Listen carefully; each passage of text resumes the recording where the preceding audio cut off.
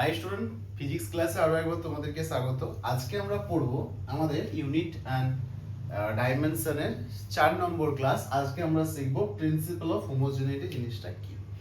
দেখো, আমরা যখন পড়ছি এর যে ডেফিনেশনটা বলছে we can add and subtract similar physical quantities, মানে আমরা যখন কোনো কিছু অ্যাড করব বা সাবট্রাক্ট করব, সাপোজ এক্সাম্পল একটা দিলে জিনিসটা অনেক ক্লিয়ার হয়ে যাবে। এক্সাম্পল দেখো, আমরা যখন অ্যাড করব, ধরো তোমাকে বলেছে 4 সেকেন্ড প্লাস 2 কেজি, এই জিনিসটাকে তোমরা কখনোই অ্যাড করতে পারবে না। কেন অ্যাড করতে পারবে না?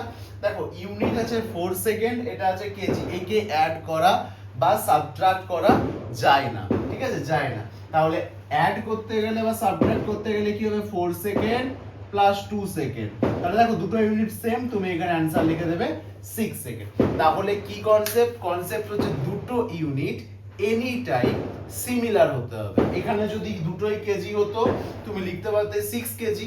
তাহলে একটা সেকেন্ড, একটা কেজি, বা একটা মিটার, একটা তোমার কেজি পসিবল। দুটো ইউনিটকে সেম হতে হবে, এটাকেই বলা হয় প্রিন্সিপাল অফ হোমোজেনিটি। ক্লিয়ার? ওকে, এটা খাতায় নোট ডাউন করে নাও। 1 2 3 4 5। আশা করি সবার হয়ে গেছে। চলো নেক্সট আমরা এবার কোশ্চেনে চলে আসব।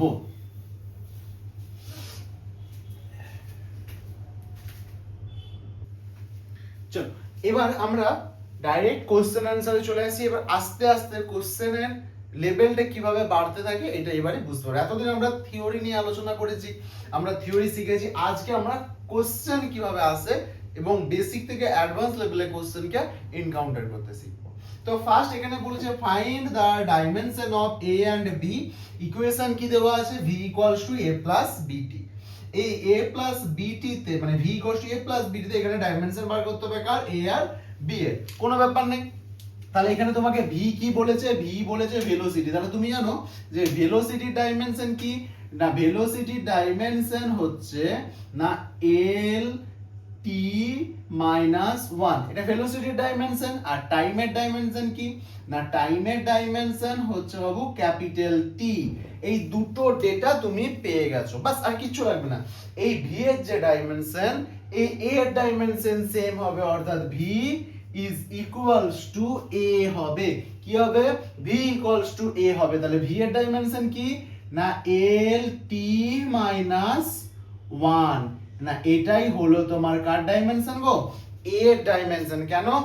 কারণ এই a এর পাশে এমন কোনো টার্ম নেই যার নির্দিষ্ট ডাইমেনশন আছে, তার জন্য সমানের এই পাশে যে আছে তার সাথে এই ডাইমেনশন সমান হবে। সেকেন্ড কি বলেছে?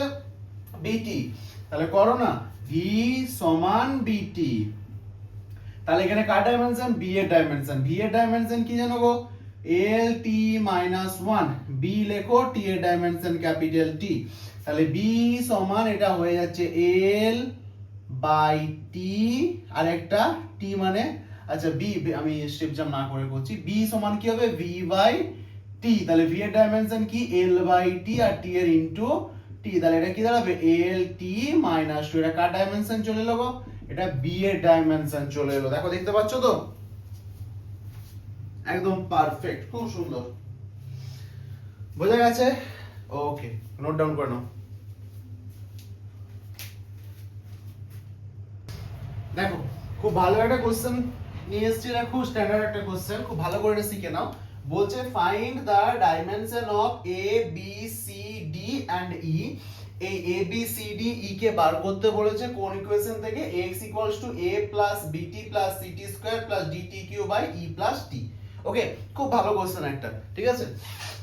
দেখো কিভাবে করবে।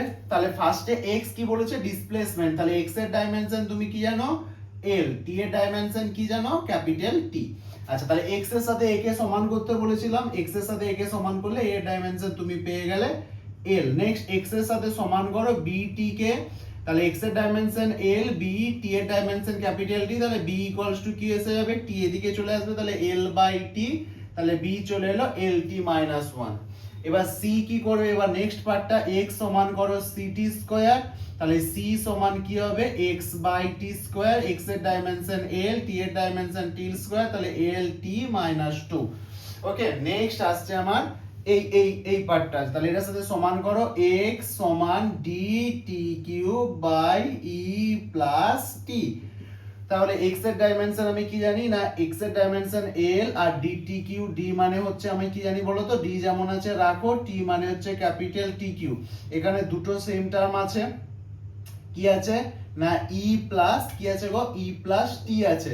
আমি শুধু t এর ডাইমেনশনটা এখানে লিখবো, তাহলে এখান থেকে কেটে দাও, তাহলে এখান থেকে কি চলে আসবে না a d সমান কি আসছে গো, এটা তাহলে t স্কয়ার আসছে, তাহলে এটা আসছে তোমার d সমান l বাই t স্কয়ার, তাহলে এটা আসছে l t মাইনাস 2।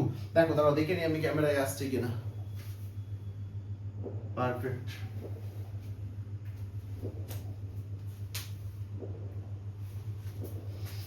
আচ্ছা, এবার নেক্সট কে বাকি রয়ে গেল, ই বাকি রয়ে গেল। এবার এই ই বাকি রয়েছে, এই ই এর ডাইমেনশন কি হবে, এই জায়গাটা একটু ভাবার আছে। তাহলে ই এর ডাইমেনশন কি হবে, আমি বলছি ভাবার কিচ্ছু নেই, কিচ্ছু ভাবার নেই। এখানে কে আছে গো, ই প্লাস টি, ঠিক আছে, ই কি আছে D T cube divide by E plus T, কিচ্ছু ভাবার দরকার নাই। টি এর ই এর পরে কি আছে টি, তাহলে টি এর যার ই এর পরে যে আছে তার যা ডাইমেনশন ই এরও সেই একই ডাইমেনশন। বোঝা গেল, বোঝা গেল। তাহলে এই হলো তোমার a এর ডাইমেনশন, এই হলো তোমার b এর ডাইমেনশন, এই হলো তোমার c এর ডাইমেনশন, এই হলো তোমার d এর ডাইমেনশন, আর এই হলো তোমার e এর ডাইমেনশন। ভালো কোশ্চেন সলভ।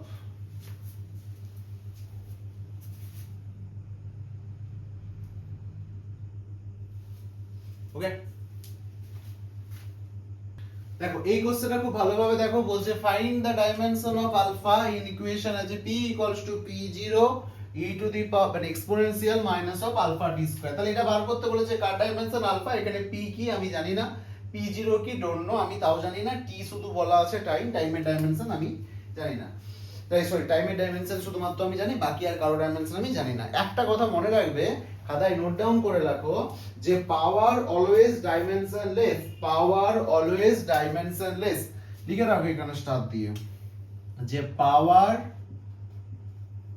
ডাইমেনশন লেস, পাওয়ারের কোনো ডাইমেনশন থাকবে না। তাহলে এই যে পাওয়ারটা আছে, এই পাওয়ারের ডাইমেনশন কি লিখবে বলো, পাওয়ারের ডাইমেনশন না লিখো dimension of alpha T square is equals to m0 l0 t0, তাই তো m0 l0 t0। কিন্তু এখানে যে টিটা আছে, এই টিটার একটা ডাইমেনশন আমি দেখেছি, তাহলে এটা দাঁড়াচ্ছে আলফা টি স্কয়ার সমান m0 l0 t0। এই যে টি আছে, টি এর ডাইমেনশন ক্যাপিটাল টি, তার মানে এটা পুট করেছি, তাহলে আলফা সমান এটি ওদিকে চলে যাবে, তাহলে এটা দাঁড়াবে m0 l0 t - 2, এটাই হচ্ছে আলফার ডাইমেনশন।